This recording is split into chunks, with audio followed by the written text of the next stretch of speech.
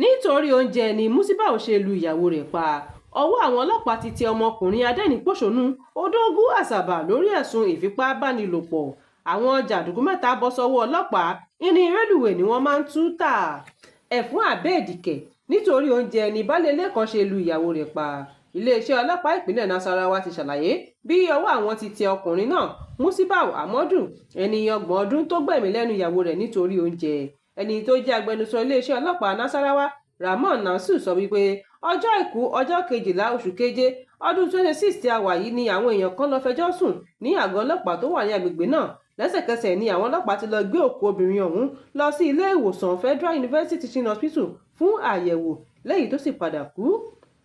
Ṣùgbọ́n ohun tó jẹ́ kàyéfì fún wa ni pé lẹ́yìn tí ọlọ́pàá fi ṣìnkún òfin gbé ọkùnrin ọ̀hún fún ìfọ̀rọ̀wánilẹ́nuwò ló ṣàlàyé wípé nítorí tí ìyàwó òun kọ̀ láti gbọ́ oúnjẹ sílẹ̀ dé òun lòun ṣe ní kóun ó bá wí láì mọ̀ wípé ó padà já síkú fún un. Ọmọ méjì ni olóògbé náà sì bí kalẹ̀ láàrin ọdún 6 tóun pẹ̀lú ọkọ náà ti ṣe ìgbéyàwó. Àmọ́ ṣá o, àwáwí kan ò sí nínú ọ̀rọ̀ tó wà nílẹ̀ yìí. Kọmíṣánná ọlọ́pàá ìpínlẹ̀ Nasarawa Shettima Mohammed ti pàláṣẹ pé kí ẹ̀ka tó ń rí sí ìwà ọ̀daràn bẹ̀rẹ̀ ìwádìí tó péye lórí ìṣẹ̀lẹ̀ náà. Wọ́n sì ti ṣe ìlérí fún àwọn ará ìlú wípé ìdájọ́ òdodo máa wáyé lórí ìṣẹ̀lẹ̀ ọ̀hún. Ọwọ́ àwọn ọlọ́pàá Ọ̀yọ́ ti tẹ gbéwiri 3 tó jí irin rélùwé tú o. Alukoro iléeṣẹ́ ọlọ́pàá ìpínlẹ̀ Ọ̀yọ́ ṣàlàyé wípé irin rélùwé tí wọ́n jí tú náà tó 200 million naira. DSP Ọláyínká tẹ̀síwájú nínú ìwádìí rẹ̀ ó ní láti ìpínlẹ̀ Niger ni wọ́n ti ń jí àwọn irin ọ̀hún túbọ̀ lẹ́yìn tí wọ́n sì ń gbé lọ sí ìlú Èkó lẹ́yìn tó jẹ́ wípé ìlú Ògbómọ̀ṣọ́ ni wọ́n kọ́kọ́ máa ń kó pamọ́ sí kí wọ́n tó gbé lọ sí ìlú Èkó fún títà. Are from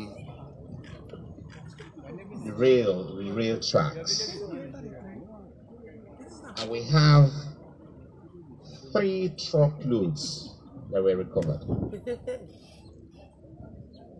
And these items were stolen, neatly removed, and were being conveyed to the end receivers and users somewhere in Port Harcourt somewhere in Cross River State before operatives of STS intercepted them and then brought them back here. The dangers in these kind of crimes are multiple.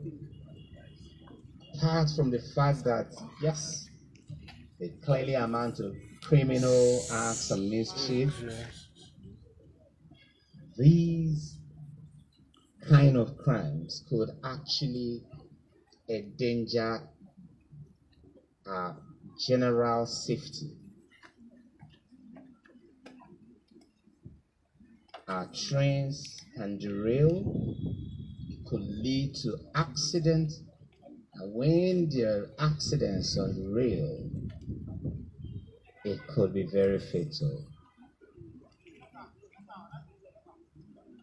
We want to appeal to citizens out there, and particularly members of the communities who are hosts to some of these facilities, to take ownership of these facilities, work with the Nigerian Railway Authority, work with the Ministry of Transportation, work with the Nigerian Police and other members of the law enforcement agencies to secure. Ọwọ́ ti tẹ ọmọkùnrin Ìgbò kan Odogwu Asaba tó jẹ́ ẹni ọdún 44 lórí ẹ̀sùn pé ó fipá bá ọmọ 20 ọdún lò pọ̀ tọ́mọ náà sì padà gbẹ̀mí ara rẹ̀ nítorí ẹ̀gbin tí kò lè mú mọ́ra.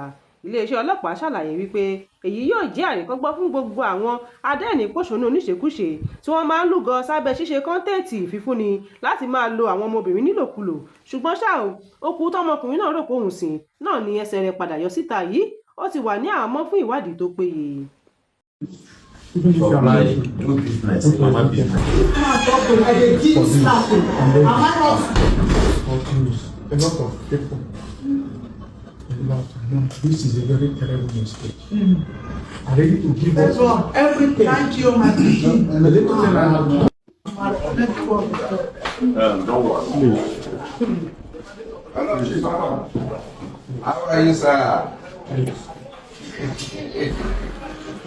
You know these are sister now. These are twin sister. àkọ́tún ìròyìn ẹ tẹ̀lé wa lórí ìkànnì Yorùbá Space TV lórí ayélujára Facebook àti YouTube. Tèmítọ́pẹ́ Hazzan ló ń jábọ̀ ròyìn sí ìgbọ̀nyín. Ire o.